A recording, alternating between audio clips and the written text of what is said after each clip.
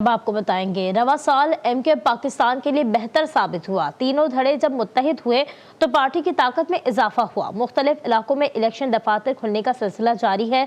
दूसरी जानिब एमकेएम के बास रहनुमा ने पार्टी छोड़कर पीपी में शमूलियत इख्तियार की। तज्जियाकार कहते हैं पीडीएम की हुकूमत में शमूलियत से एमकेएम को नुकसान पहुंचा। कराची से रेहान सैयद की रिपोर्ट देखिए।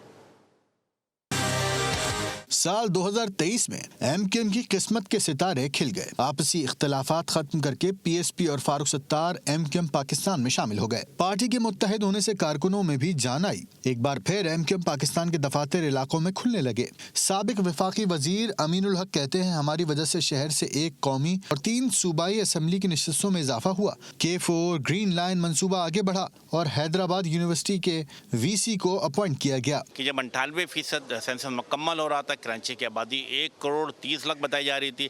एमकेएम के कोशिशों काबिशों की बदौलत डिजिटल सेंसस में कराची की आबादी जब फाइनल ऐलान किया गया तो 2,03,00,000 हो गई। मैं समझता हूँ कि एक बड़ी बात थी शहरी सिंध के लिए। साथ साथ दूसरी बात कहते हैं कराची की जो कौमी असेंबली की सीट थी 21 से बढ़कर 22 हो गई, 44 से बढ़कर सूबाई असेंबली की 47 हो गई। दूसरी जानिब अपोजिशन जमातें मुसलसल ये कह रही हैं कि एमकेएम पाकिस्तान पर पीएसपी ग्रुप मुस्तफा कमाल का कब्जा हो गया है, जिसकी तरदीद एमकेएम की तरफ से की जाती रही है। पार्टी का कहना है कि हमारी मुखालिफ जमातों के पास कारकर्दगी दिखाने को कुछ नहीं, इसलिए वो ऐसी बातें कर रहे हैं। ताहम तज्जियाकार मजहर अब्बास कहते हैं एमकेएम के लिए मुश्किल वक्त है। इत्तेहादी हुकूमत में शामिल होने से एमकेएम को नुकसान पहुंचा।